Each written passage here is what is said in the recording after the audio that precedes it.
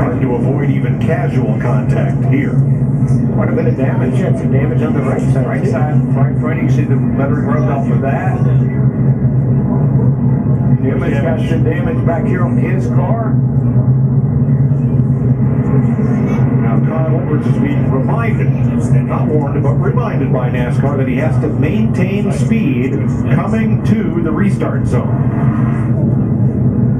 As they reviewed the last restart, now Edwards on the outside is the control car. The restart box starts there. I see what happened. He almost accelerated a tiny bit, but then as it was time to go, he actually didn't accelerate and almost slowed down a little bit. And NASCAR's watching for that. Yeah, they did something. They'll give you a warning.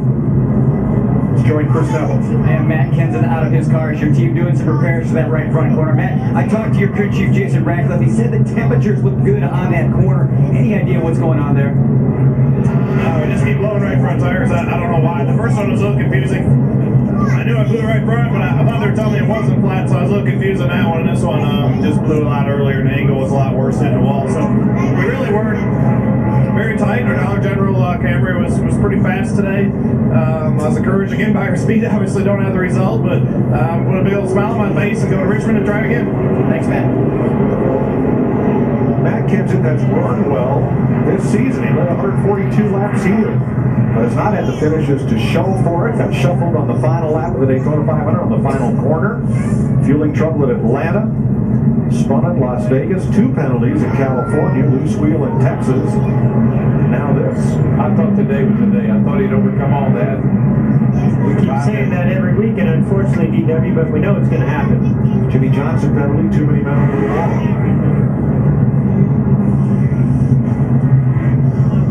Carl Edwards top 10 finishes in the first 7 races, 5 more this year than last year already.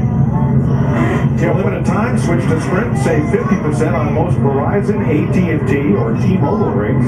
Sprint, better for less.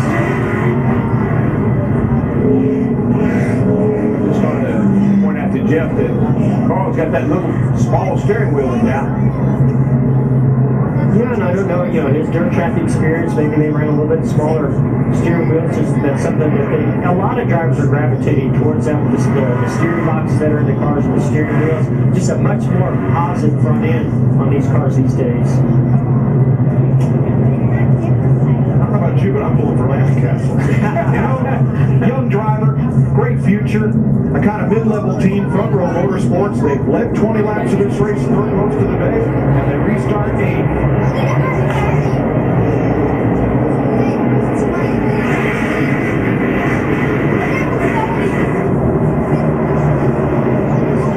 It's so intense when these restarts, especially for Kevin Harvick. He's really got to push hard, roll around the bottom if he's going to get up into that outside lane. Actually, we're drawing areas. I mean, we got 150 laps to go roughly. You got this is now. You got to go hard. It's interesting. The 41 did not come into pit. He had that tire run, so that's really plunked it back and forth to try to knock that fender away from the left rear. It doesn't seem to be smoking, or at least not as much now. Jamie? They had a lot of air pressure on the 41, and they didn't say anything about a tire run, but he said, don't lower it anymore. I'm dragging everything on the track. Casey Kane slid off turn number 4 and gave up spots to Harvick and Keselowski. Casey really works that outside lane more than anybody, a little bit higher than anybody off the turn 4, and that time he jumped the cushion. Larry, at this stage, would anybody dare gamble on some sort of race wheel and try to go the distance? Yeah, I mean, I think we're there, especially even if you add in that last caution. The window is about 150 to 160.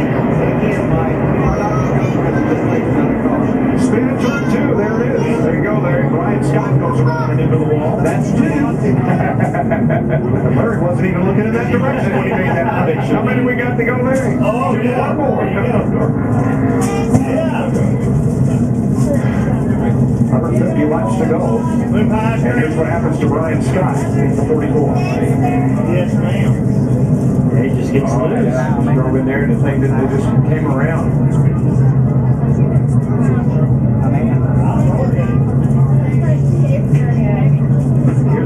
Right before all that happened, pretty wide, the 6, the 11, the 47, the 24, 11 coming He's up to the left rear to 6. And this is happening behind him. Good racing right there. Probably be no consolation to Scott that his teammate, Eric Almirola, will likely get the free pass on this caution.